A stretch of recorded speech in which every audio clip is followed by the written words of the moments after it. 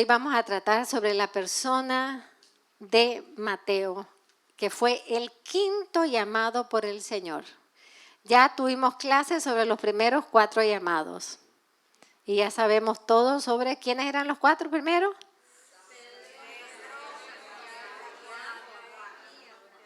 Los 4 hermanos, ¿se acuerdan? Los 2 pares de hermanos, Andrés y Pedro, Santiago y Juan, que eran pescadores. Ahora vamos a entrar a la quinta persona que Jesús llama. Importantísimo. Tienen que darse cuenta que esa elección era crucial.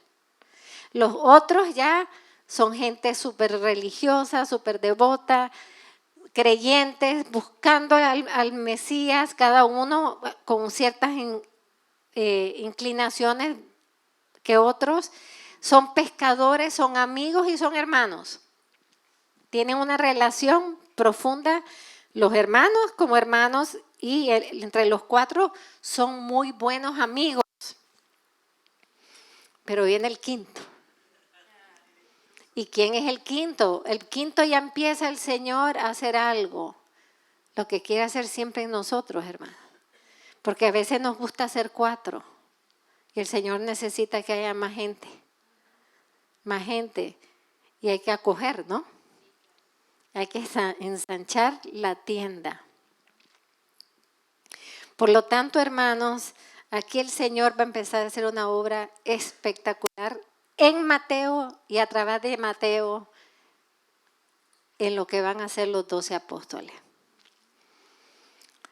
En realidad no hay muchísima información sobre la vida previa de San Mateo, excepto que era hijo de Alfeo, como dice el Evangelio, que su nombre original era Leví, que era judío de Galilea, no se les olvide que era judío de Galilea, pero que trabajaba como publicano, o sea, recaudador de impuestos. Y a los recaudadores de impuestos se les llamaba publicano. ¿Quiénes eran sus jefes? El Imperio Romano. El Imperio Romano, particularmente el gobernador romano de la zona de Cafarnaúm. Su estado social era bastante alto por la profesión que tenía, pero por la profesión que tenía, que era recaudador de impuestos, yo creo que eso como que no ha cambiado en este mundo, ¿verdad? Era asociado a la corrupción y a la cooperación. El pueblo judío, o sea, los judíos, ¿cómo lo miraban a él siendo judío? De todas maneras, como traidor. Y lo miraban como el cooperador de sus opresores. Por ello era despreciado por sus hermanos judíos. Los fariseos le llamaban pecador público. También todo indica por la forma en que Galilea era y lo que pasaba. Acuérdense que el Señor se coloca en Cafarnaúm por una razón, porque por ahí pasaban también todos los mercaderes. O sea, todo el que tenía mercancía que venía del norte hacia Jerusalén tenía que pasar por el lago de Galilea. Entonces, según los estudios de ese tiempo, también Mateo era el encargado de cobrar la renta a todo el que pasara con mercancía, o sea, la aduana, por decir así. A todo el que pasaba con mercancía le tenían que pagar una cierta cantidad y por eso en hebreo se encuentra la expresión que él era el dueño del paso, o sea, quien tenían que pagarle para pasar por esa zona de Galilea. El que recaudaba eso era Mateo. Y el que ponía cuánto pagar era Mateo. Así que vayan haciendo esa imagen de quién era Mateo. Mateo, siendo recaudador de impuestos, lógicamente podemos deducir, y se sabe, que ejerció su misión con injusticia hacia su propio pueblo, con avaricia, con abusos contra los más pobres. ¿Quiénes eran los más pobres? Los pescadores. Empiezan a darse cuenta de lo que empieza a pasar, ¿verdad? Era abusador de los taxes de los pescadores. Ellos no solamente, trabajando para el Imperio Romano, no solamente colectaba taxes, sino también que si el Imperio Romano le daba gana de multarte, no porque te parqueaste mal, porque pusiste el bote en el lugar incorrecto del lago, también por eso te podían multar. Los romanos inventaban multas para lo que sea, con tal de seguir cogiendo y cogiendo dinero del pobre pueblo judío. El encargado de recaudar esas multas era Mateo. O sea, Mateo tenía que asegurarse que Roma tuviese el dinero que exigía. Tenían fama también de quedarse con comisiones, ¿verdad? Todos nosotros sabemos de eso, ¿verdad? Ay, pero si me da $20 yo la dejo pasar, ¿verdad? Quedarse con comisiones. Y de poner una fuerte carga económica sobre los hombros de todos los que estaban bajo su jurisdicción. O sea, todos los que vivían en la zona de Galilea estaban bajo la jurisdicción de Mateo. Para los judíos, los recaudadores de taxes hacían a los romanos más ricos y a los judíos más pobres. ¿Se dan cuenta? La vida no ha cambiado nada. Eran despreciados y llamados traidores por su pueblo. Hay dos grandes recaudadores de taxes que tenemos su historia de conversión en detalle en la Biblia. Va a ser Mateo y el otro va a ser más adelante Zaqueo. Y vamos a ver las similitudes entre ellos dos. ¿Por qué sabemos que Mateo estaba en la zona de Cafarnaúm sentado en la mesa de recaudación de taxes? Muy fácil. Lo sabemos porque previo al diálogo de Jesús con él, o mejor dicho, al encuentro de Jesús con Mateo, está el milagro del paralítico en la casa de Pedro en Cafarnaúm. El milagro del hombre que abre en el techo, ¿se acuerdan? Y que lo bajan. Y que el Señor le perdona los pecados y después lo sana de su parálisis. Ese milagro son los versículos previos al encuentro de Jesús con Mateo. Porque dice, vamos a leer como dice la Escritura, que después de ese milagro, Jesús salió nuevamente a la orilla del mar. Los que han estado en Cafarnaúm entienden esto, ¿verdad? Está en la casa de Pedro, sucede el milagro, sale Jesús y se va a la orilla del mar. Toda la gente acudía ahí y él continuaba enseñándoles. Al pasar por ahí, o sea, en Cafarnaúm, al pasar por ahí, vio a Leví, hijo de Alfeo, sentado en la mesa de recaudación de impuestos y le dijo, sígueme. Él se levantó y lo siguió. Jesús se acerca a su mesa, lo miró y lo llamó. Dos verbos muy importantes. Lo miró y lo llamó. Ahora aquí viene el primer milagro en Mateo. Ya oímos quién era Mateo. Ya oímos qué hacía Mateo. Jesús se le acerca y lo mira. ¿Por qué? Porque él mismo, al narrar su momento de encuentro, dice, miró. Quiere decir que a Mateo La mirada de Jesús le traspasó el corazón. Encontró la mirada de misericordia y de amor que tal vez nadie lo miraba así, porque los romanos era un empleado de ellos y para los judíos, sus hermanos, era un traidor. ¿Quién lo miraba con amor? Nadie. Y Jesús lo mira con amor, lo mira con misericordia y lo llama. Y Mateo dice él, aquí en el Evangelio dice, ¿qué hace? Se levanta y sigue a Jesús. Ahora, hermanos, hay que entender qué significa que Mateo se levante y sigue a Jesús.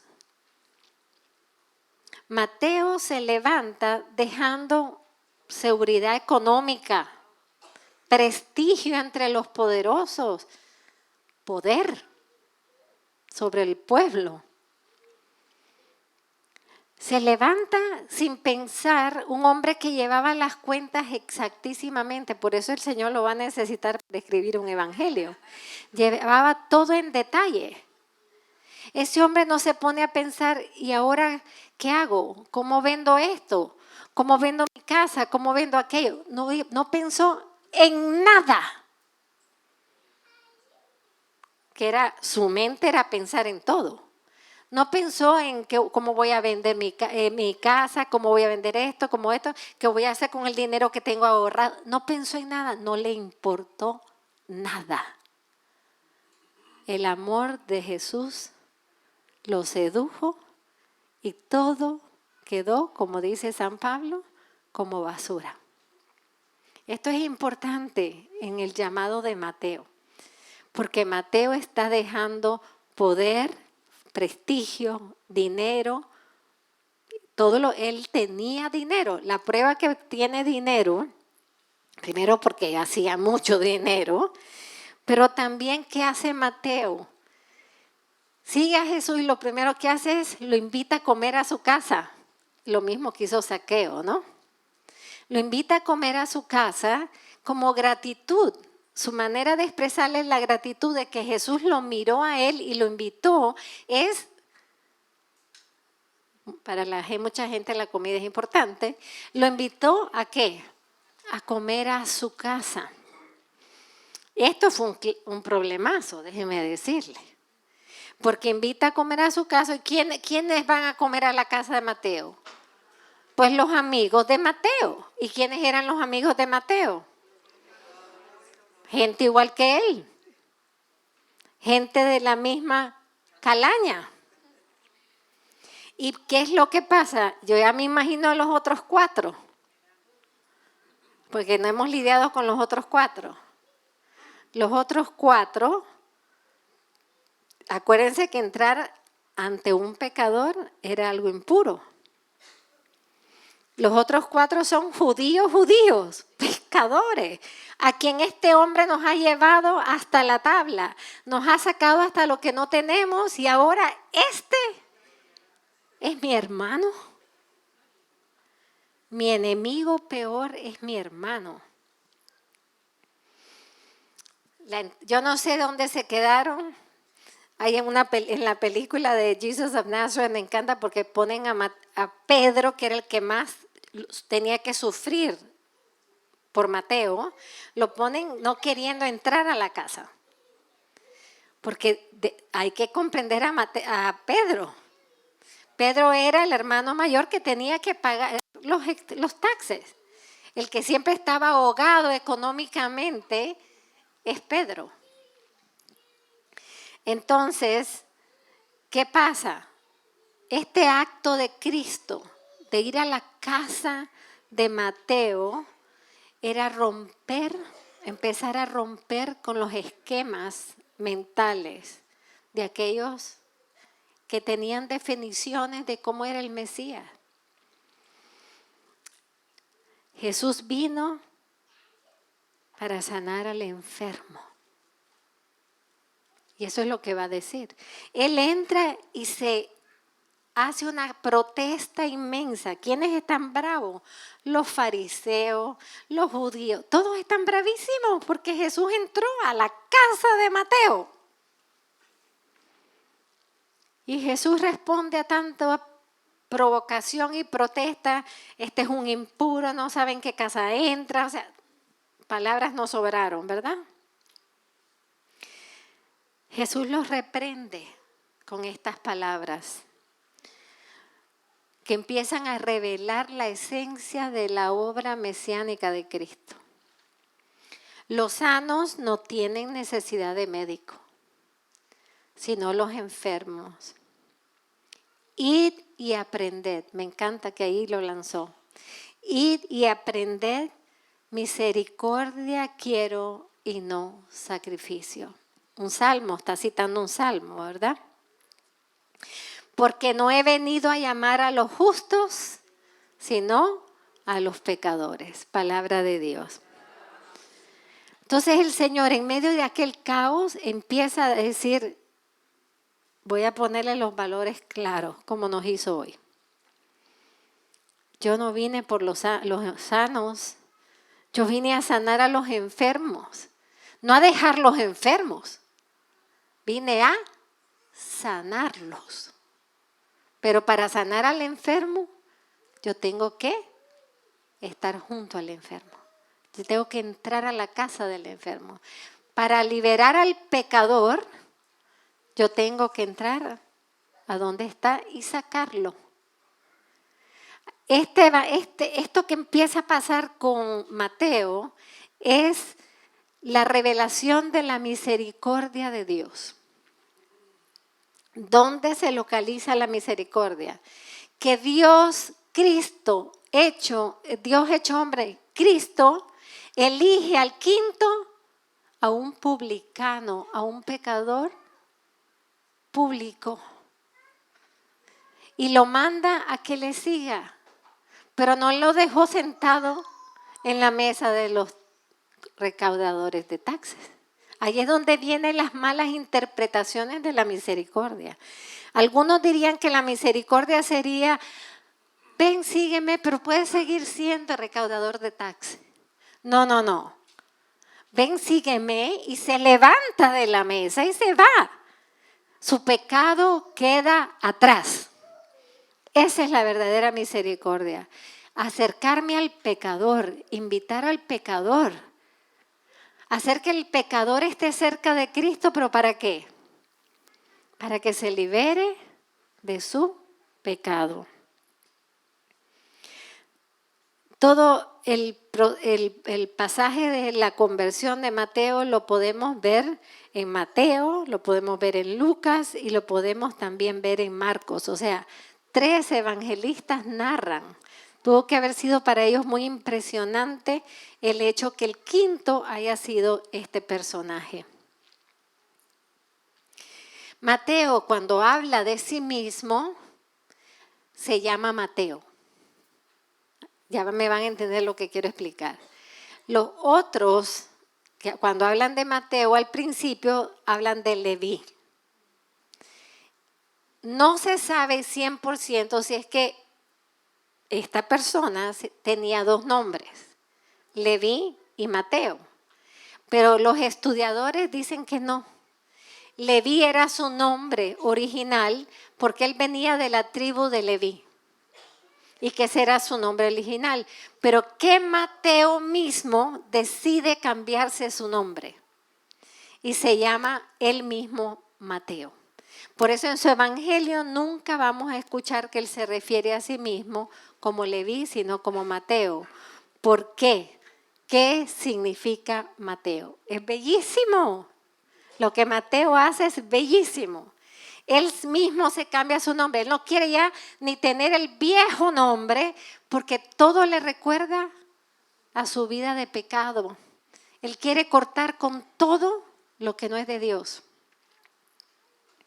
Él quiere ahora mostrar en todo la verdad que él ha encontrado, el amor que él ha encontrado. El nombre Mateo tiene un origen etimológico bellísimo. Significa don de Dios. Él mismo se llamaba don de Dios, pero no porque él se consideraba un don de Dios, sino porque él consideraba que lo que Jesús había hecho con él era un don de Dios. Él adoptó ese nombre con libertad y nunca más dejó de llamarse a sí mismo con ese nombre. Significa que él comprendía que su vida era un don de Dios y que la había estado desperdiciando haciendo el mal. Pero que Jesús había venido a devolverle el significado más profundo de su vida. Vivir para Jesús y para el bien. Tenemos que pensar, ¿por qué Mateo, Jesús lo ve, siente el amor y la misericordia de Jesús y deja todo? Por eso es que a mí me encanta que Mateo después, va a haber una más adelante, porque es un evangelio largo, cuenta cuando a Jesús llama a unos y dice, ven, y le dice, sí, yo te voy a seguir, pero déjame ir a vender mi finca. El otro le dice, déjame ir a enterrar al muerto. El otro le dice, déjame irme a despedir de mis familiares. Cosas lógicas, ¿verdad? Y Jesús le dice, no, el que mira para atrás no es digno de mí. ¿Por qué está este evento? Porque eso Mateo lo entiende, porque Mateo no miró atrás. No sabemos si tenía finca, si tenía esto, que no sabemos qué tenía. Tenía que tener muchas cosas. Empezando por casa, sabemos que tenía. Tenía empleados, porque apenas él llegó, cocinaron para todo el mundo. Así es que ya Mateo empieza a enseñarnos que para el reino de los cielos no hay un después. No es en nuestro tiempo, no es a nuestro modo, es cuando Jesús dice. Entonces, algo sí podemos deducir, que algo estaba pasando en el corazón de Mateo. Mateo tenía todo lo que el mundo podía ofrecer para ser feliz. Por eso es que yo sé que fue Mateo quien intercedió para la palabra que hoy recibimos. Tenía todo para ser feliz. Tenía dinero, tenía poder, tenía prestigio entre los poderosos, no con el pueblo pobre. Tenía todo lo que nadie tenía. O sea, que él pudo haber experimentado, tengo toda la felicidad del mundo, no necesito nada más. Pero ¿por qué se levantó tan rápido? Quiere decir, hermanos, que allá dentro del corazón de Mateo, como le pasa a todo mundo, que se cree que tiene todo y son felices por un rato, pero llega un momento en que empieza la hormiguita del vacío. Tengo todo y algo me falta. Tengo todo y no soy feliz. Tengo todo y no me entiendo. No entiendo para qué vivo. Ver a sus hermanos judíos trabajando, matándose para que me vengan a mí a entregar dinero y yo apuntando, pues estoy viendo a mi hermano y yo le estoy haciendo esto. Tiene que empezar a haber habido alguna crisis interior en el corazón, alguna inquietud en el interior de San Mateo para él haberse levantado con tanta inmediatez y no querer nada de ese otro mundo, dejarlo todo atrás. Dejó todo para seguir su vocación. Es tan grande la vocación de Mateo que tenemos hasta una de las pinturas más grandes del mundo, ¿verdad? La de Caravaggio es dedicada a la conversión de Mateo. ¿Cómo ha impactado a la historia de la iglesia la conversión de Mateo? Mateo fue llamado, fue mirado y fue llamado. Y aquí el Señor ya nos explica cómo pasan todas las vocaciones. Nadie se elige su propia vocación. Jesús te la da. Lo que hay que estar atento es a Jesús. Por eso a mí me encanta decir, yo me tengo que casar. ¿Y por qué? ¿Por qué te tienes? Porque la palabrita aquí es el tienes, ¿verdad? me tengo que casar. Ay, porque todo el mundo se casa. Sobre todo en los países latinoamericanos, ¿verdad? Porque todo el mundo se casa y se casan a veces con gente que diga, ay, ¿para qué se casaron con esto? Porque todo el mundo se casa. Ajá.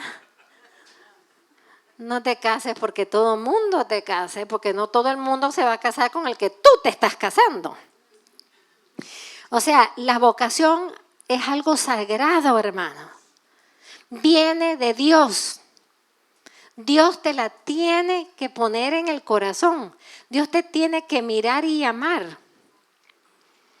Y tú, con humildad, con gozo y con prontitud. Esto es algo clave de la vocación. Con prontitud no quiere decir a la loca, ¿eh? Ni impulsivamente. Prontitud quiere decir ordenadamente dar los pasos propios para responder. Hay que responder a lo que el Señor llama. Ninguno tenemos derecho a ninguna vocación. Partamos de eso. Ninguno puede decir, yo me caso porque me caso. Que lo se oye, ¿verdad? Y me caso con ese a como sea, el pobre. No estoy hablando de los amores a primera vista que existen, no es que sean así abundantes, pero existen. Pero eso no es que mi capricho, eso fue que Dios regaló ese don. Nadie puede decir, pues yo quiero ser sacerdote y porque yo quiero ser sacerdote. No, hermano. Nadie dijo eso en el Evangelio. Jesús llamó, Jesús miró y Jesús eligió. Por lo tanto, nadie se puede creer dueño de la vocación que quiero, ni dueño de la vocación que recibo. La vocación que recibo es un don de Dios. Y eso es lo que entendió Mateo y por eso se puso el nombre, don de Dios. Se dio cuenta que la llamada que él recibe es un don tan grande. El que menos merecía, según él, ser discípulo y apóstol de Jesús era él. El que menos lo merecía. ¿Saben qué? Qué bueno es eso. Qué bueno es no tener entitlement. No sé cómo se dice en español. El problema que nos carcome es el entitlement. A mí me tienen que escuchar, a mí me tienen que dar. Yo quiero esto, yo merezco esto. A mí me tienen que.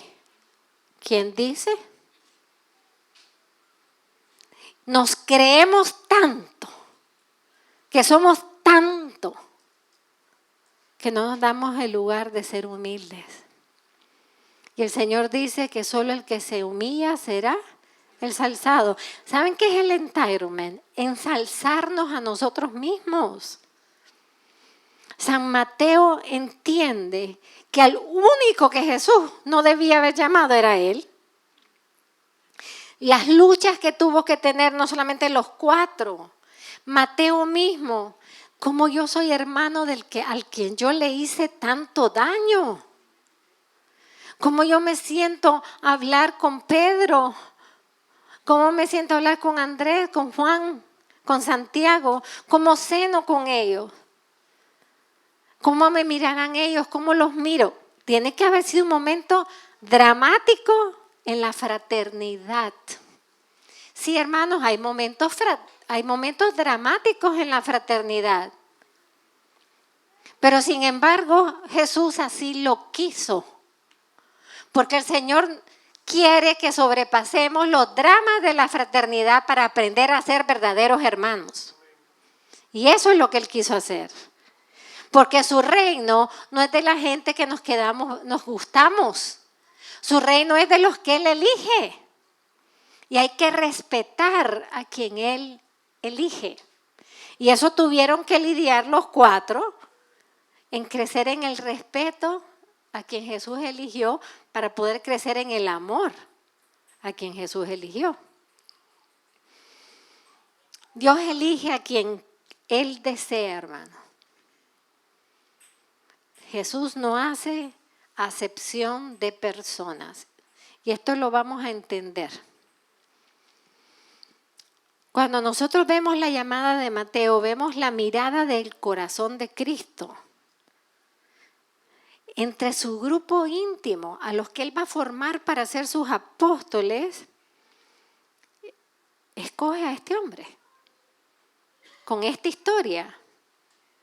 Este hombre que todo el mundo rechazaba, menos los romanos. ¿Qué estamos entendiendo de Jesús? ¿Qué estamos entendiendo de cómo Jesús funciona para establecer su familia? De un hombre que era considerado impuro, alejado de su pueblo, extraño de su pueblo, considerado publicano y pecador, ejemplo de avaricia. Todo esto, igual que lo miraban a Zaqueo, lo consideraban ladrón, injusto y adúltero. A este hombre lo elige, y ¿qué nos hace esto entender de Jesús? Que el actuar de Jesús tiene que empezar a transformar la lógica humana. El actuar de Jesús no viene solo para los perfectos y los sanos. Jesús viene para perfeccionarnos y sanarnos. Porque ninguno somos perfectos ni sanos. Por eso es que Pedro, que es el que tuvo que tener más lucha con Mateo, y esto es muy lindo porque sí, el que tuvo más lucha interior con Mateo fue Pedro. Sin embargo, el evangelio de Pedro, miren qué bello es el amor, cómo el amor lo transforma todo, porque los que tienen más lucha son Mateo con Pedro y Pedro con Mateo. Y medio se hacen los locos para no verse. Ustedes entienden eso, ¿verdad? Cuando no quieren ver a alguien, se hacen los locos. Ahí viene fulano. Ay, ¿cómo estás? Es que somos tan faltos de conversión, hermano. Pero, sin embargo, vamos a ver el proceso transformador de ambos cuando después Mateo, su evangelio, es el evangelio que más habla de Pedro. Es el evangelio que más eleva a Pedro. Y es el evangelio que habla de la primacía de Pedro. Él se pudo haber hecho el loco, que lo cuenten otro. No, Mateo elevó a su hermano Pedro. Y por eso vamos a escuchar a Pedro, porque lo había vivido en carne propia, en los Hechos de los Apóstoles, desde el libro de nuestro año, Hechos capítulo 10, cuando el cuento de Cornelio, ¿se acuerdan? Pero con los que hemos ido a Tierra Santa, a Jaffa, ¿se acuerdan que él estaba en la ventana y el cuento de la visión con los animales que venían con comida impura, todo esto, ¿verdad? Todo esto, y después vienen a decirle Cornelio. ¿Quién era Cornelio? Un centurión romano. Cornelio y su familia quieren que vayan a su casa. Eso era prohibido para los judíos, porque era entrar a la casa impura. Por eso tiene la visión antes, porque el Señor tiene que empezar a cambiar la visión de Pedro. Pero le empezó a cambiar ya con Mateo. Ya con Mateo, Pedro empieza a entender, espérate, que aquí no es el que yo quiero. Jesús vino a salvar a todos. Su salvación es universal, no solamente es para los judíos, ni para la buena gente o los trabajadores de sudor, como los pescadores.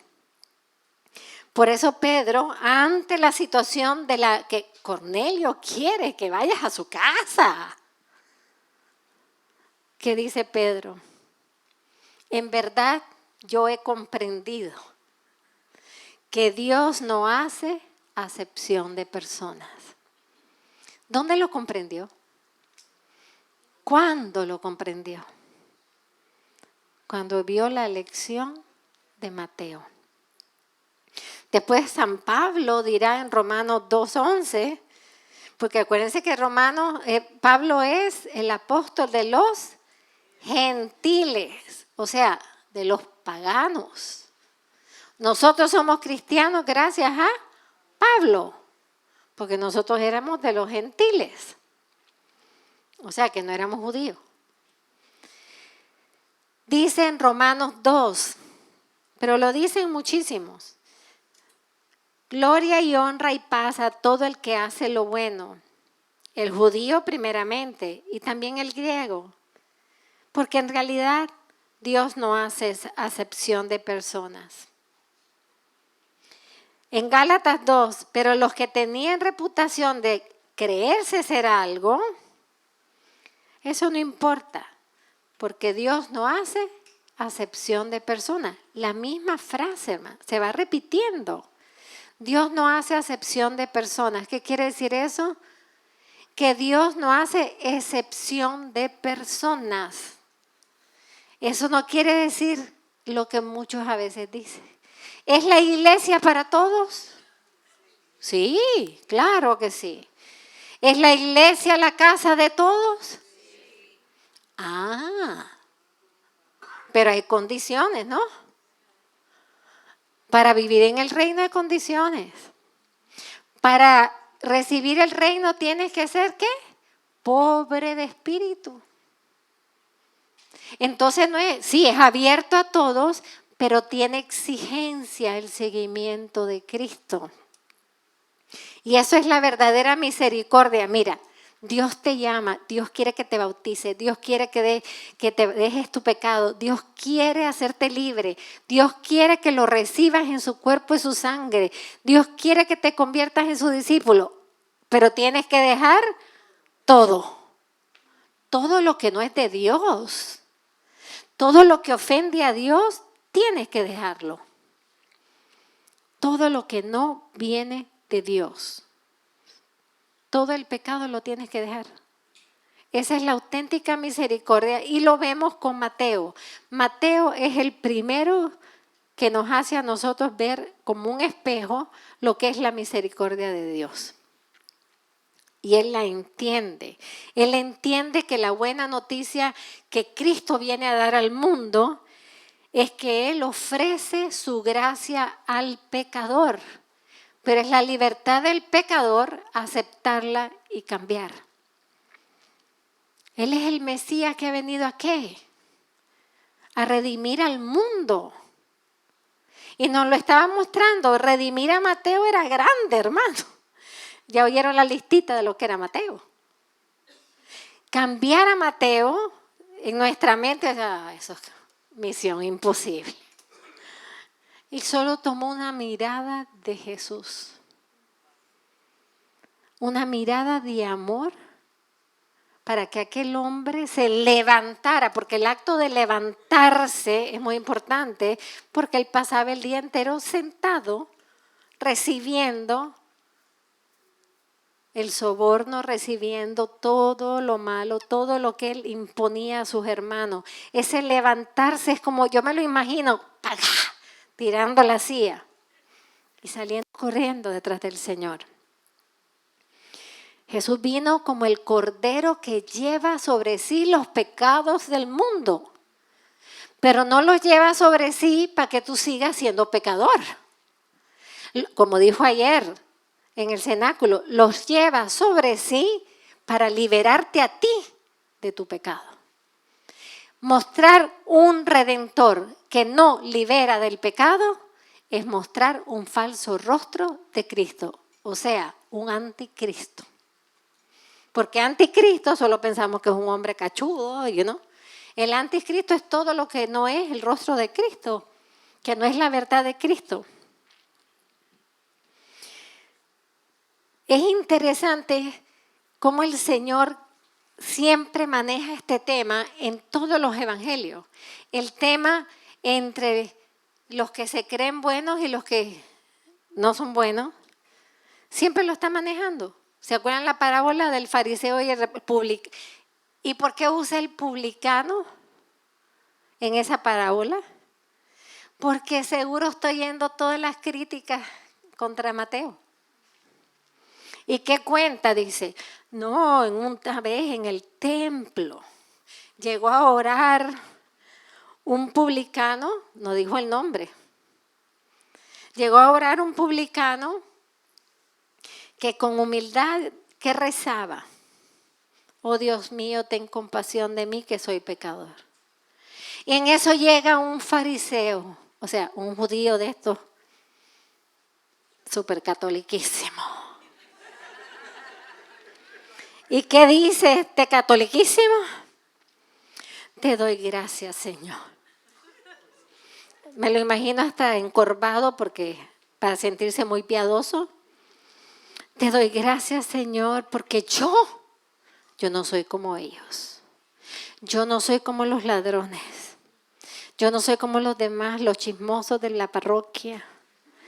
Yo no soy como esos que dicen que te siguen, pero al fin y al cabo no hacen nada. Yo soy, Señor. En pocas palabras estoy diciendo, yo soy el perfecto, ¿no? ¿Y qué dice el Señor? Yo les aseguro, así termina su parábola, yo les aseguro que el publicano regresó a su casa justificado, quiere decir sanado y perdonado. Pero el fariseo, no. ¿Se dan cuenta? Con el Señor no hay medias tintas. O sí o no. Eso me encanta de Jesús. Y pues entonces ahí nos echa ya la frasecita que nos aplica a todos, ¿verdad? Porque el que se humilla será ensalzado y el que se ensalza será humillado. Así es que el que crea que tiene algo y diga, no, pero si es que yo soy la que debo ser la líder, si yo tengo estos dones, ay, mi hijita, te recomiendo que digas que no tienes nada, porque si no el Señor te va a sacar hasta de la parroquia. Fíjate cómo es la cosa. La figura de Mateo en los evangelios nos presenta una auténtica paradoja. Quien se encuentra aparentemente lejos de la santidad puede convertirse en un segundo, como Pablo, ¿no? Puede convertirse en un segundo y es modelo de lo que hace la misericordia de Dios en un alma. Y sin embargo, otro que se crea que está en las cosas de Dios puede estar muy lejos de la auténtica conversión. Porque la auténtica conversión no es estar en las cosas de Dios, sino que te parezcas a Dios. San Mateo, por su trabajo, tenía que ser un hombre de detalles en las notas. Acuérdense que no había computadora, ¿eh? Ni tampoco plumas como ahora, es tintita, ¿verdad? Tenía que llevar un detalle de fulanito, conocer todos los nombres con sus apellidos, dónde vivía, cuánto pagó, cuánto debe. Un hombre de detalle, preciso en su información. ¿Va a ser eso importante? Señor no elimina los dones naturales y te los dio Dios, sino que los eleva para su reino. Lo que él era espectacularmente de bueno para hacer el mal, el Señor lo va a usar, esa precisión, ese detalle, para que sea el primer evangelio y el más detallado. Porque yo me lo imagino a Mateo, Jesús hablando, la bienaventuranza y él detrás, apuntando, porque es que los detalles de Mateo tiene que haber apuntado mientras estaban pasando las cosas. No todo, pero la mayoría. Tenía que tener una memoria superdotada para ver, ese no ha pagado. ¿Se dan cuenta? Ir caminando. Mira, aquel no pagó la multa.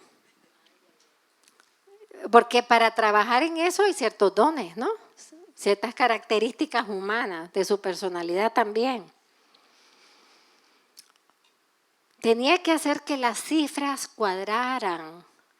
Los que son contadores aquí, ¿me entienden lo que estoy diciendo?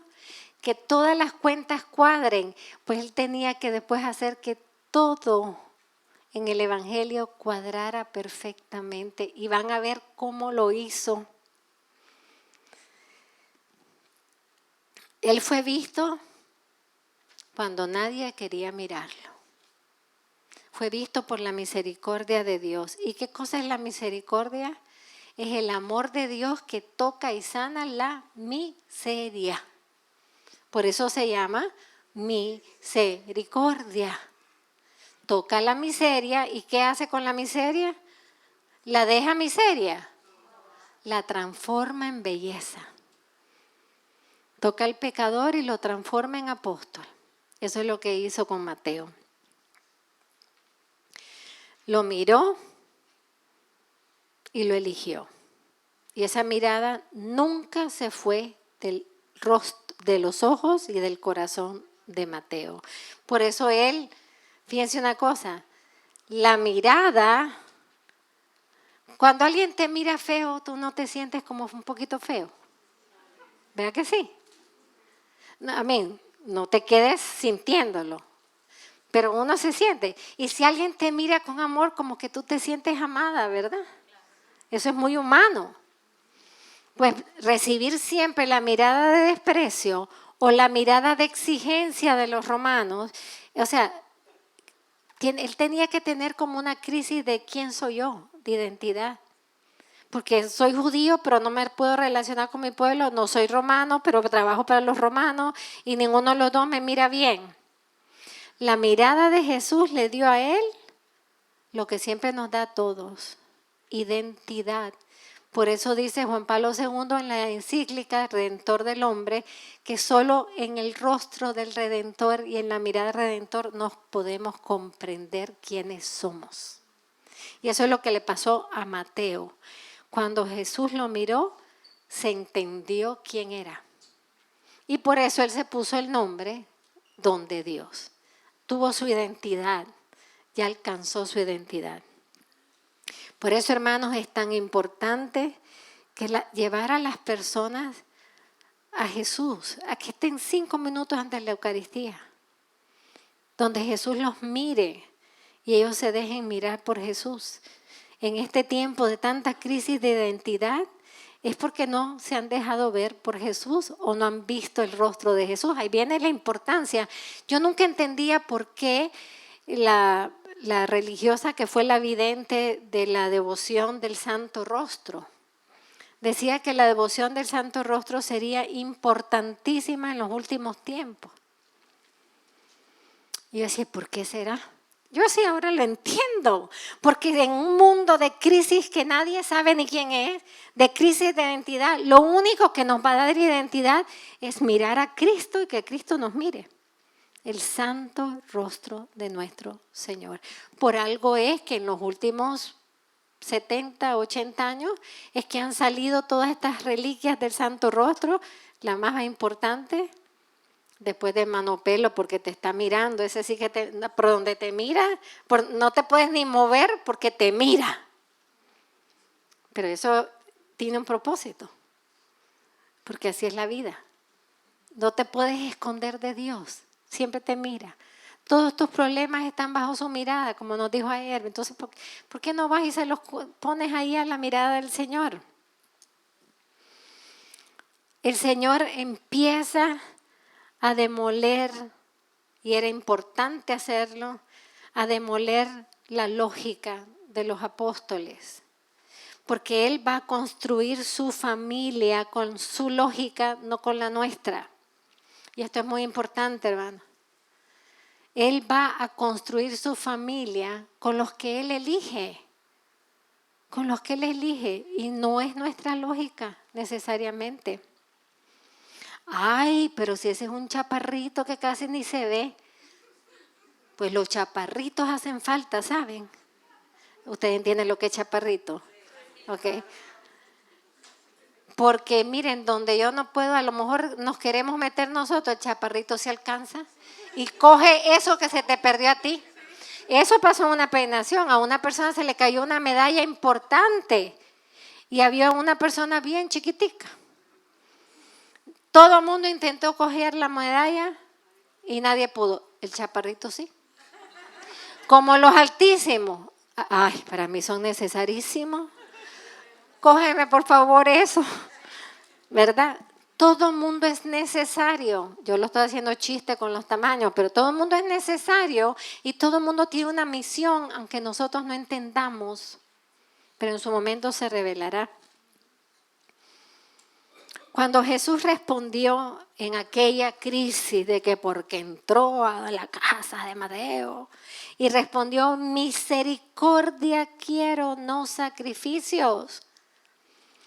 Hay unos que se agarran de eso, pues si yo no hago ninguno en Cuaresma porque el Señor dice que solo misericordia. ¿Cómo nos gusta manosear la palabra de Dios? Qué feo, ¿eh? Qué feo. Lo que el Señor quiso decir era que la verdadera misericordia es en llevarlo a Él, al que más lo necesita. Que sí es necesario el sacrificio, si no, no nos pediría el Señor y nuestra Madre hacer penitencias ni ayunar. Y el Papa nos pidió silencio y ayuno.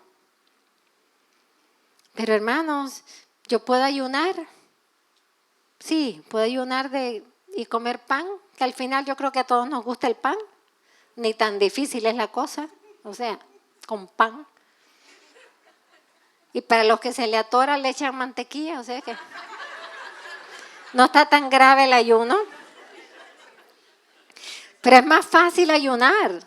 Es más fácil bañarte con agua fría aunque te congeles por 5 minutos porque lo haces más corto el baño. Ustedes creen que no los conozco. Es más fácil quitarte un chocolate por 40 días y después la semana que viene te vas a comer una bolsa. Que aceptar que hay un pecador que necesita que tú lo ames, que tú le lleves a Cristo, que tú pases tiempo con Él hasta que conozca el amor de Cristo. Eso es lo que está diciendo el Señor. Es más fácil los sacrificios externos que el verdadero, que es la misericordia, que es que tú le lleves al pecador mi amor y mi misericordia. O sea, llevar a Jesús a quien no lo conoce, a quien necesita conversión, recordando, atención, porque esto es importante, esa necesita conversión. ¿Quién es esa? Porque eso me lo dicen a mí, madre, rece por ella. ¿Qué le pasó? Yo pienso tiene una enfermedad, un cáncer o algo. Necesita conversión. ¿Quién es ella?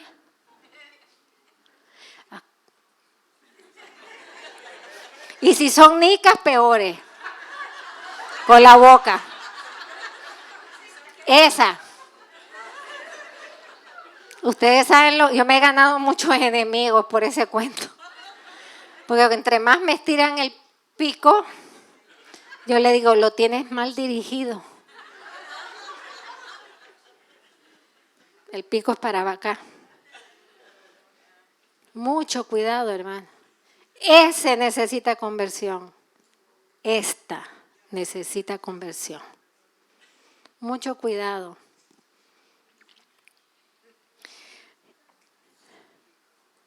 Cuando Él se levanta y sigue a Jesús con prontitud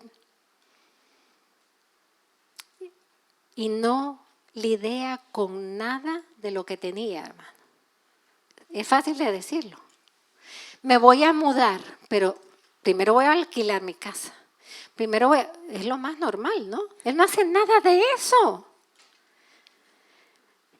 Aquí nos está mostrando que Mateo comprendió que estar cerca de Jesús, miren qué importante lo que comprendió, que estar cerca de Jesús no permite seguir realizando actividades que Dios desaprueba. Importantísimo, subrayenlo, escríbanlo. Se lo voy a repetir. Primero para mí y luego para ustedes.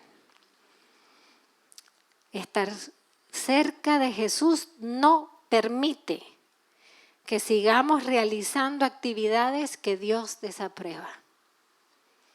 Ay, no, si yo me apunto en la adoración eucarística todos los días, soy adoradora de la Eucaristía. Qué bueno, por lo menos no estás solo. ¿Y qué haces ahora en ti? Porque a Jesús no hay que cambiarlo. ¿Qué haces ahora en ti? Hermanos, yo no puedo salir de estar ante el Santísimo y criticar al párroco porque no le cambió y puso velas mejores. ¿Eso Dios lo aprueba? Entonces se dan cuenta que hay muchas cosas que nosotros tenemos y hacemos que Dios desaprueba. No estoy hablando nada más de pecado mortal. Los veniales y las imperfecciones. Yo no puedo caminar con un pie en el mundo y otro pie en Dios.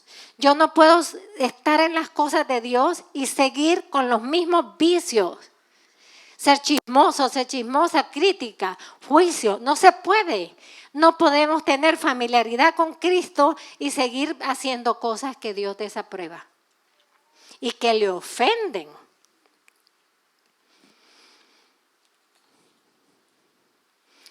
No podemos estar apegados a cosas que no son de Dios. No podemos ser deshonestos si decimos que somos de Dios. No podemos ser hipócritas. Ay, los hipócritas. ¿Cómo Jesús les llama? No, yo no lo quiero decir. Porque la palabrita es fuerte y no la dije yo, para que no me echen culpa. Fue Jesús. ¿Quiénes son los hipócritas? Porque nosotros le decimos hipócrita a cualquier cosa. Hipócrita es quien pretende ser algo que no es. Punto.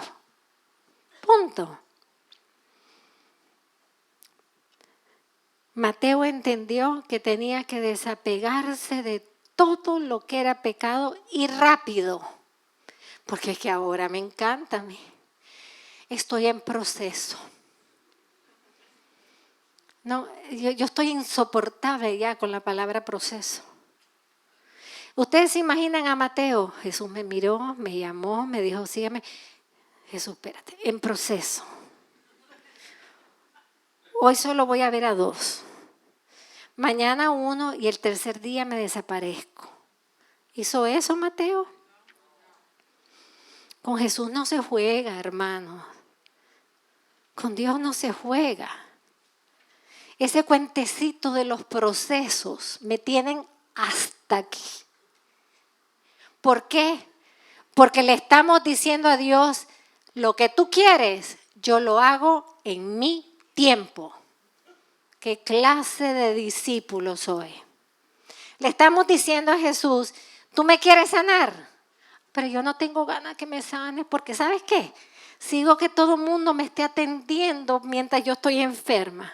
Pero tú me quieres sanar, pero yo todavía no, porque me encanta la atención que me dan. No estoy diciendo nada que no veo. Hermanos, cuando Jesús quiere hacer algo, déjalo hacerlo inmediatamente y tú respondes. Los procesos no van en Dios. Lean el Evangelio y me dicen con quién tuvo proceso. No hay una sola persona en proceso. Y los que quisieron proceso se quedaron procesando. Porque Jesús siguió. Y el reino de los cielos sigue caminando por la historia y allá se quedaron atrás los procesadores. Aquellos que procesan, que yo no entiendo cómo le hacen. Yo conozco gente que lleva 10 años discerniendo su vocación. Yo me pregunto, ¿y qué rezan? O sea, ¿cómo se pregunta por 10 años? No sabría. Y me dice, ¿qué me aconseja? Nada, mijita, nada. Yo no te aconsejo nada porque 10 años. Yo lo único sé es que Jesús dijo, sígueme y te vas. No 10 años, ya pasaron 10 años. Nadie te va a aceptar. Ninguna congregación te va a aceptar. Y no sé qué marido te va a querer. 10 años. Porque si te tomó 10 años la vocación, no quiero ver cómo va a ser la vida después. Hermanos, los procesos en Dios. La reflexión sí existe, pero no el proceso. Con Dios, cuando Él llama, es inmediatamente. Aquel que era experto en calcular los valores materiales, no arriesgó ni un segundo en perderlo todo. Hay que ver eso. Es como que si A ver, Alex, tú que eres banquero, que eres experto en las cuentas, y el Señor te dice, dame tu cuenta. Y tú ni miras y le entregas. Eso es lo que hizo Mateo. Me la das al final, ¿ok? Para apagar la cámara. Hoy le cogió a Alex. Por eso es que hay que entender a la persona. Quien llevaba unas cuentas exactas de todo, no hizo ni una sola cuenta al momento de seguir a Jesús. Desde que se levantó, mostró quién era, su alma, su corazón. Un hombre de carácter, un hombre de alma generosa, un hombre serio, un hombre decidido, intrépido y valiente. Y siempre perseveró en su llamamiento. Un hombre fiel. Pasó muchos obstáculos. Claro que los tenía que pasar. Primero que tenía que purificarse de todo el mal que había hecho, ¿verdad? Pasó los obstáculos de ir ganando la confianza de sus hermanos. Pero todos los pasó porque su mirada no estaba puesta en sus hermanos, sino en Jesús, en quien lo miró y lo llamó. El que escribía detalladamente las cuentas de los impuestos se convirtió en el primer plasmador del primer evangelio. Qué bello, vamos a darle un aplauso a San Mateo.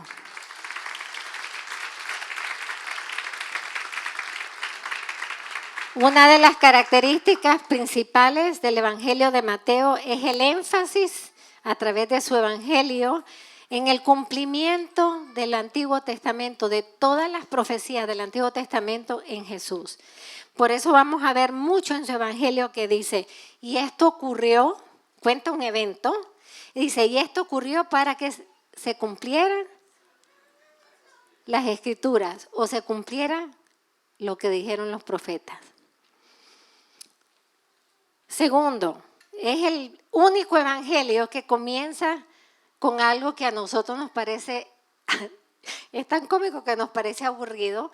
Cuando leen ese evangelio todo el mundo se queda viendo la genealogía de Jesús. Y empieza aquel todos aquellos nombres, ¿verdad? Y tú ves las caras de la gente.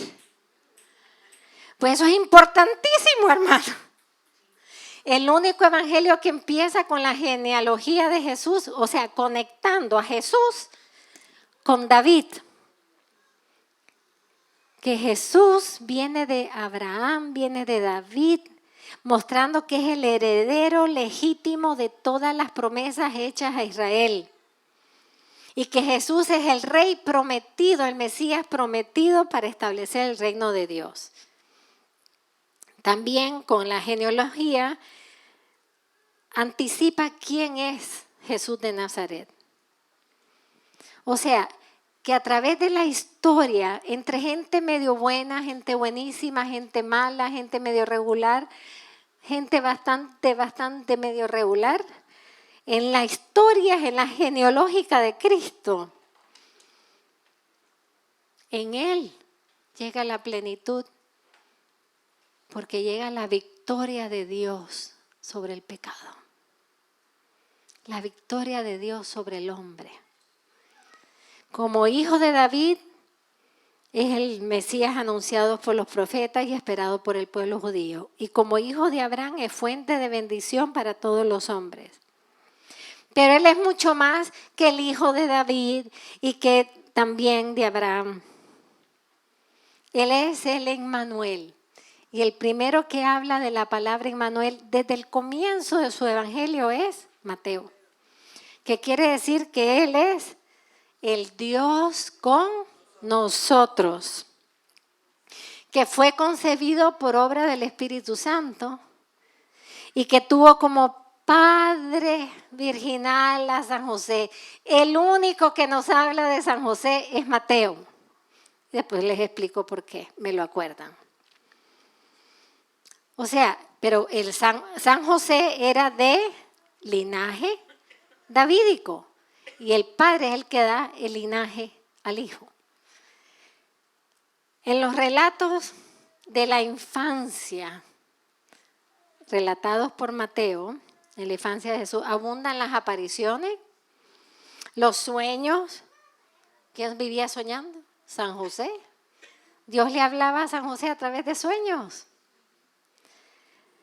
Repetidas intervenciones de los ángeles. Todo esto lo habla Mateo. ¿Y por qué habla de apariciones, de sueños, de Dios hablando, de Dios dando mensajes, Dios protegiendo, manda ángeles? ¿Por qué lo hace? Porque quiere mostrar que en la naturalidad de los eventos hay una trascendencia sobrenatural. Es el Dios hecho hombre. Esa va a ser la clave del mensaje de Mateo. El Dios entre nosotros, Dios hecho hombre. Es el único que nos narra los Reyes Magos. ¿Se han dado cuenta? No se habían dado cuenta. Pues a hoy se están dando cuenta. El único que habla de los Reyes Magos, que representa al pueblo pagano, que viene a postrarse y adorar al Mesías. ¿Por qué es el único? Hay una razón real. Pero también él quiere mostrar, porque él se sentía pagano. Quiere mostrar que Jesús vino para todos. Los Reyes Magos, lo habla él. Que Jesús es el elegido para la salvación de todas las naciones.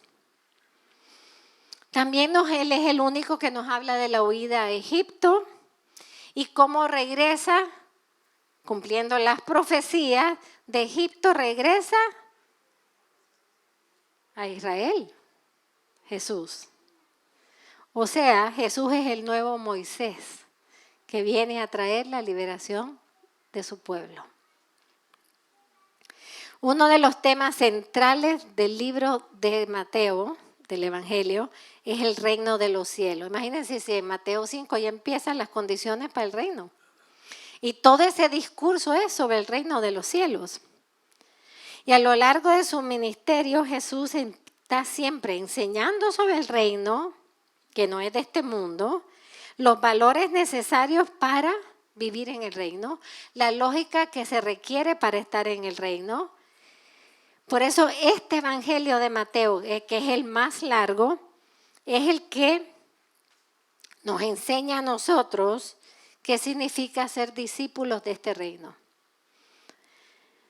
Las bienaventuranzas revelan cómo deben vivir las personas que pertenecen al reino de los cielos. Mateo caminó con Jesús los 3 años. Por lo tanto, vio todo lo que hizo Jesús, escuchó todo lo que hizo Jesús, vio todos los milagros, escuchó todos los discursos y los iba apuntando. Y van a ver cómo se divide su evangelio. El evangelio de Mateo tiene una estructura. El único que tiene estructura. ¿Por qué? Porque los tax collectors tenían estructura. Es el único que tiene estructura y estructuró su evangelio en 5 partes. Y eso tiene, el hecho que lo hizo en 5 partes tiene un propósito. Estructura en 5 partes todas las enseñanzas de Jesús, o sea, el didaché. ¿Qué es el didaché o didaqué, según lo quieran pronunciar? Las enseñanzas de Cristo que los apóstoles, los 12 apóstoles enseñaron directamente a sus comunidades. ¿Y por qué lo hacen 5? Porque acuérdense que el tema de Mateo era mostrar que Él es el que cumple el Antiguo Testamento. ¿Y qué es lo más grande del Antiguo Testamento? La Torá. Los 5 libros de la Torá. Entonces Él divide su evangelio en 5 partes para mostrar que la enseñanza de Cristo es la plenitud de la Torá. Miren qué belleza, ¿verdad? Y todo eso lo pudo hacer así, no solamente por su visión espiritual, por su capacidad estructural de mente. Y cada vez que él termina como uno de sus, digamos, son 5 secciones, ¿verdad? Son como él estructura su evangelio. ¿Por qué sabemos cómo que acabó una sección y va a empezar otra? Porque termina siempre diciendo, cuando Jesús terminó de decir estas cosas. Esa frase, cuando ustedes la encuentren, ya saben que empieza el próximo, digamos, capítulo, pero no es capítulo, sino es la estructura de las 5 partes. La primera estructura, voy rápido. Capítulo del 5 al 7, que empieza con es el sermón de la montaña. Ahí Jesús no solamente dio las bienaventuranzas, ahí hay una serie de enseñanzas grandísimas, el discurso de la montaña, que es la ética del reino de los cielos, la verdadera felicidad, da instrucciones de cómo vivir la fe, incluyendo el Padre Nuestro, y la llamada a que seamos sal y luz del mundo. El segundo, ¿cómo le llamamos a esto? El segundo gran discurso es el discurso misionero que está en el capítulo 10. Las instrucciones que Jesús da a los 12 apóstoles para llevar el mensaje a todas las naciones, advirtiéndoles de las persecuciones. Los envía, les da instrucciones, les da advertencia y les enseña a tener valentía para defender y proclamar el evangelio. El tercer discurso, el discurso de las parábolas. El evangelio que tiene más parábolas es el de Mateo. El discurso de las parábolas, que es el capítulo 13, para los que vimos de Juan, acuérdense, el número 7 es muy importante. Empieza con 7 parábolas. La del sembrador, la de la cizaña, la de la semilla de mostaza, la del reino como una red. O sea, hay 7. Si quieren leer las 7, y las 7 hablan del reino. Nos van a dirigir al reino. O sea, lo que nos quiere mostrar en este sector es el misterio del reino de los cielos y cómo ese reino, es su esencia, cómo crece y cuál es la naturaleza del reino. O sea, ¿para qué sirve este reino aquí en la tierra? Eso es lo que nos va a mostrar con las parábolas. El cuarto discurso es el eclesial o comunitario. Atención. Enseña sobre la vida en comunidad. Claro que tenía que ser Mateo. Enseña la vida en comunidad, la humildad y el perdón necesario para ser hermanos. La importancia de la corrección fraterna. Todo esto está en este capítulo. Habla sobre cómo deben ser las relaciones fraternas en el reino de los cielos. Sobre la humildad necesaria para ser hermanos y del cuidado de los pequeños. Los pequeños son los más necesitados. Habla también de la importancia del perdón ilimitado, el famoso 70 veces 7. Yo siempre he pensado que la pregunta de Pedro sobre ¿y cuántas veces tengo que perdonar? Tenía que ver con Mateo. Y por eso es el que él explica. Pues ustedes pueden imaginarse el momento cuando Mateo y Pedro se piden perdón mutuo. ¡Qué poder! Cuando Mateo le dice, perdóname por haberte estrangulado económicamente.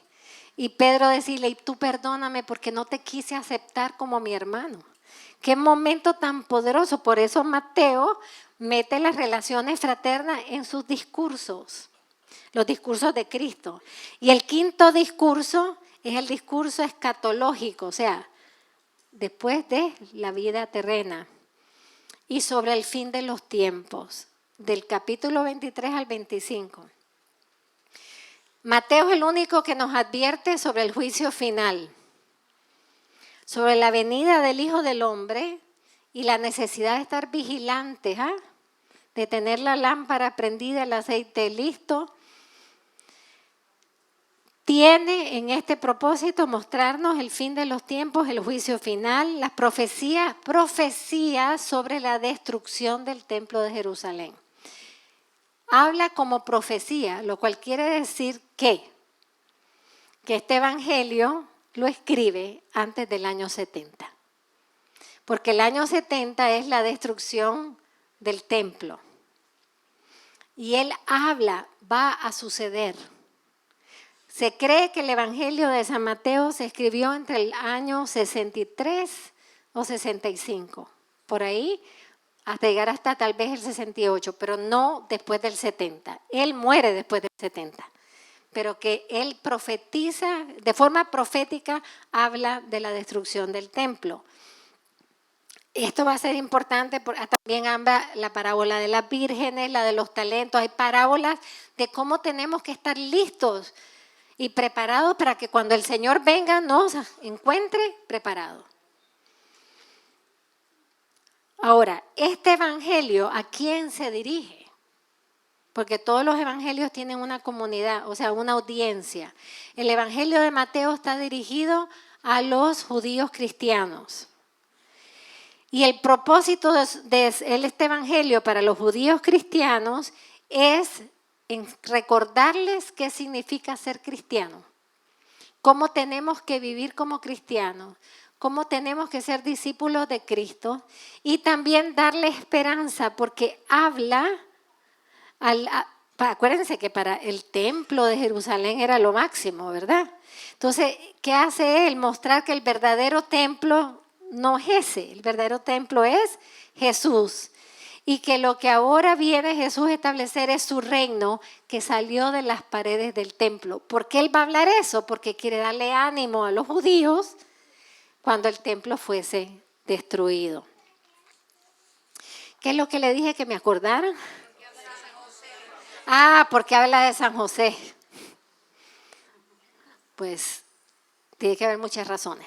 Pero una práctica lógica es que Mateo en el cenáculo se sentó con la Virgen.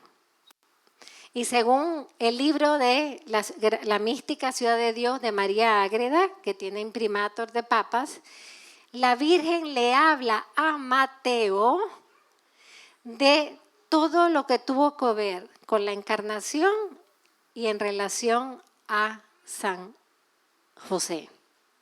Fue la Virgen, lógicamente. ¿Quién se lo iba a contar? Si San José ya estaba muerto. Se lo cuenta la Virgen, le cuenta los detalles de San José y ella, según María Ágreda, le pide que no le hable de ella, que la parte de ella se la va a contar a otro evangelista. ¿Quién es el otro evangelista? San Lucas. Por eso San Lucas habla lo que es la relación de la Virgen con la encarnación, el anuncio a la Virgen, y Mateo habla el anuncio a San José.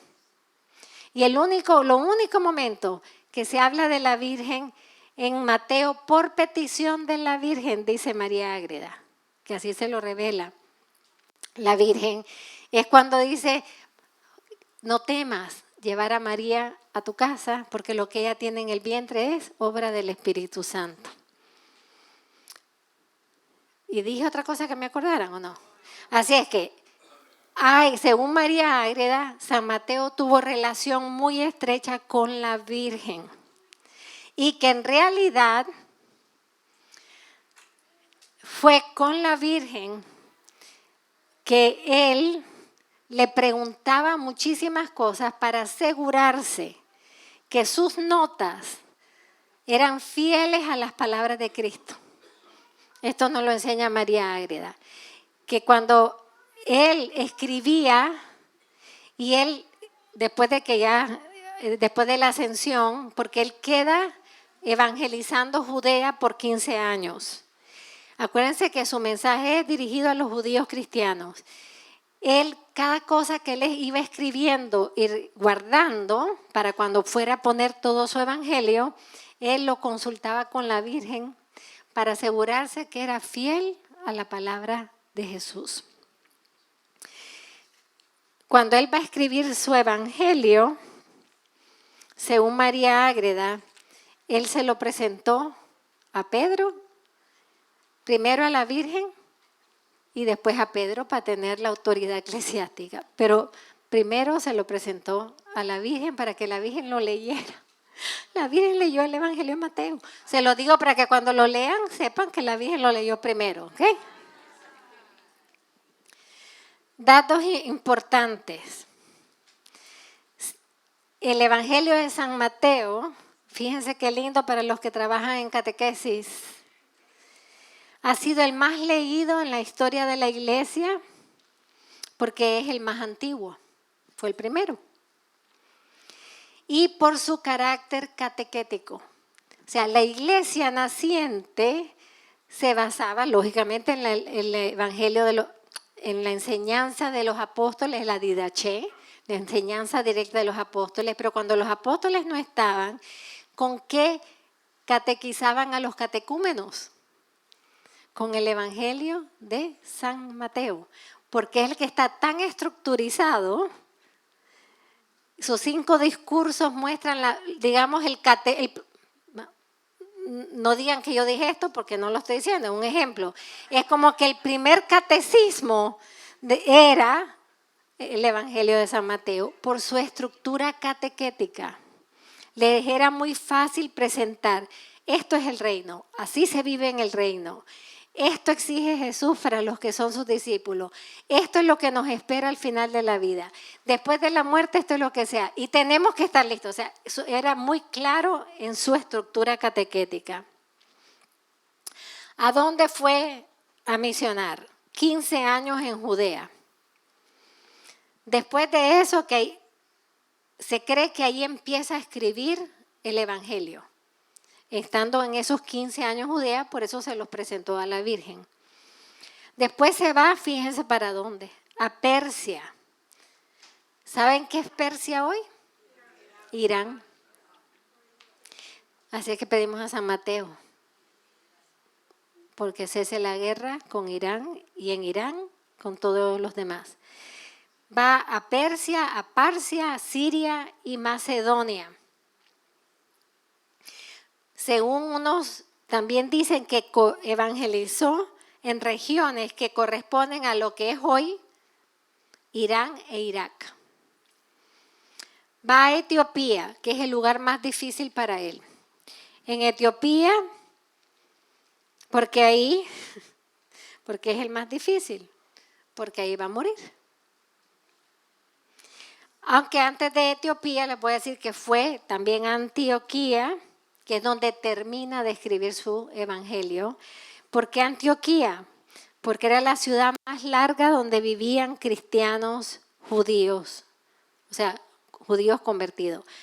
Para que no se les olvide, en Antioquía es la ciudad donde se nos empezó a llamar a los discípulos de Cristo cristianos. Gracias a San Mateo. También fue a un área, Hierápolis, que es hoy Turquía. Pero vamos a Etiopía. Etiopía era el lugar más difícil, de más rechazo a la fe cristiana, y ahí es donde él va a tener su martirio. ¿Por qué tiene su martirio? ¿Cuál fue el gran conflicto? Bueno, ahí fue súper perseguido, como en todos lados, pero resulta que había una princesa. Siempre hay una princesa, ¿no? Había una princesa, Efigenia, que era la hija del rey de Egipto. Imagínense ustedes, qué problema. Y se convierte por la predicación y el acompañamiento de San Mateo. Y San Mateo la convierte tanto que la princesita se consagra su virginidad a Cristo. Pero resulta que el rey se la quiere entregar como esposa a un hombre que era otro rey, de otro lado, que se llama Hirtarco. Y entonces Hirtarco, cuando va a recoger a su amada esposa y la esposa le dice, no, yo ya estoy casada con Jesucristo y me he consagrado en virginidad. Así son la mayoría de las mártires de esa época. ¿Eh? Todas son por haberse consagrado a Cristo virginalmente. Pues se opuso y ¿qué pasó? Que ese rey Irtarco mandó a uno de los suyos con una gran espada y mientras San Mateo celebraba la Santa Misa, por detrás le metió la gran espada que le traspasó todo su cuerpo y su corazón. Y así es como muere por el emperador Irtarco, mandado por el emperador Irtarco junto con el rey para matar a San Mateo. Y aquí se consumía el sígueme. Siguió al Cordero hasta donde quiera que el Señor lo llevara. Entonces usted dice, bueno, si murió en Etiopía, ¿cómo llegó a Salerno, Italia? Como nos pasó con San James, ¿se acuerdan? Es que después de muertos no pueden dejar de ser misioneros, eso es lo que ustedes no entienden. Bueno, esa es mi percepción, ¿no? De Etiopía para salvar su cuerpo, porque había unas profanaciones a todo lo sagrado, se lo llevan en el siglo IV a Bretaña, a la Bretaña francesa.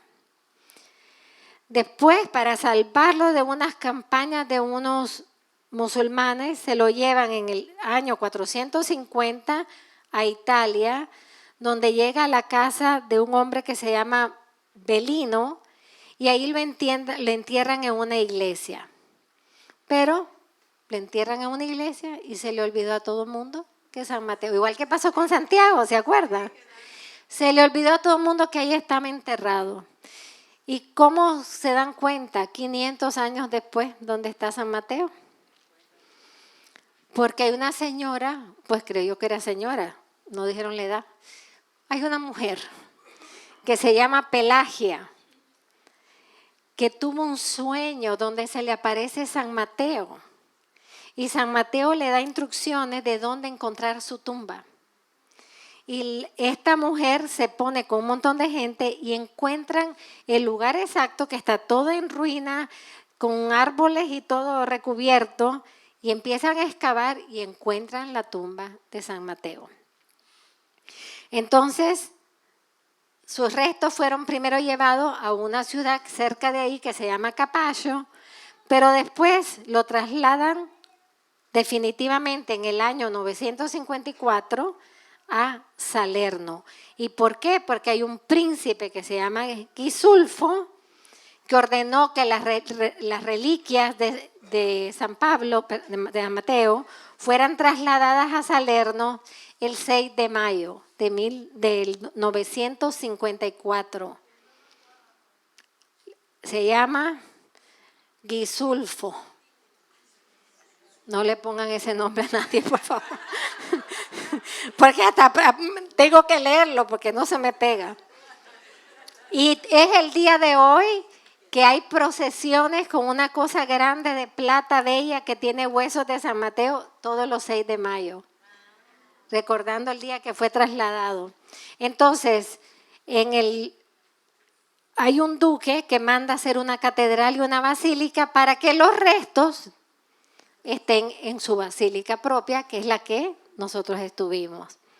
Y en el 1081 trasladan el cuerpo a la Catedral de Salerno y en 1084 el Papa Gregorio VII, esto es importante, Gregorio VII es un papa importantísimo, consagró la iglesia depositando en la cripta donde descansa hoy. ¿Por qué es importante Gregorio VII? Algo que pasaba en esa cripta. Resulta que estamos viendo toda la basílica, es una belleza, hermanos. Vean el video porque no puedo todo, pero donde está la tumba, que está el gran San Mateo, es una belleza de bronce. El signo de San Mateo es un hombre con alas. Así lo ven en los símbolos de los 4 evangelios. Y está el hombre con alas, pero yo le veía que tenía como una cosita así. Y yo tratando de ver qué es lo que tiene, pero con la cámara le hice así y lo que tiene es una moneda. El símbolo de que era recaudador. Pero hermanos, todo el techo, es una maravilla, todo el techo de la cripta en unas pinturas espectaculares es el Evangelio completo de San Mateo. Es algo digno de ver. Cuando llegamos arriba, ¿qué clase de basílica? ¿Qué clase de basílica? Pero está enterrado ahí el Papa Gregorio VII, el único papa que no está enterrado en Roma. Está enterrado ahí Gregorio VII, él quiso ser enterrado ahí. ¿Y qué hacía Gregorio VII en esa basílica? ¿Saben lo que él hacía? Pues iba desde la Basílica de San Mateo a bendecir a todos los cruzados. Las cruzadas, acuérdense, esto estamos hablando del mar Mediterráneo. De ahí salían los cruzados. Gregorio VII iba a la basílica a bendecir a los cruzados que iban a ir a defender los lugares santos en Tierra Santa. Y él quiso ser enterrado ahí. Porque el símbolo es un hombre con alas, pareciera como un hombre como ángel, ¿verdad? Un hombre alado. Porque esta palabrita no se la van a aprender, pero queda grabada. Porque los 4 evangelistas tienen un símbolo. Y ese símbolo no lo inventaron nadie, no es invento de la iglesia, no es invento de nadie. Eso viene del Antiguo Testamento, del profeta Ezequiel, y es confirmado en el Apocalipsis. Y eso se llama parece nombre de pastilla, tetramorfos. Tetramorfos, que es un conjunto de 4 figuras que representan a los 4 evangelistas. O sea, es una profecía que tiene Ezequiel de los 4 evangelistas. ¿Y cuáles son los 4 símbolos?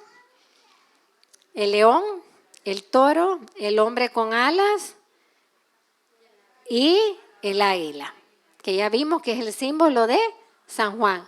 El de San Mateo, ¿cuál es? Mírenlo, ahí está. Un hombre con alitas de ángel, que quiere significar que es el apóstol que enfatiza la humanidad de Cristo, pero que le enfatiza inspirado por un ángel, o sea, inspirado por Dios. Que ese hombre que vemos como hombre es Dios. El Dios hecho hombre, el Dios con nosotros. Por eso está en estos significados. Y estos mismos símbolos aparecen en el Apocalipsis. Las famosas 4 caras que ve San Juan: cara de hombre, cara de león, cara de toro y cara de águila, confirman la profecía de Ezequiel, que representan a los 4 evangelistas. ¿Cuándo fue martirizado San Mateo? En el 74, 4 años después de la destrucción de Jerusalén. ¿Y por qué se escoge este símbolo?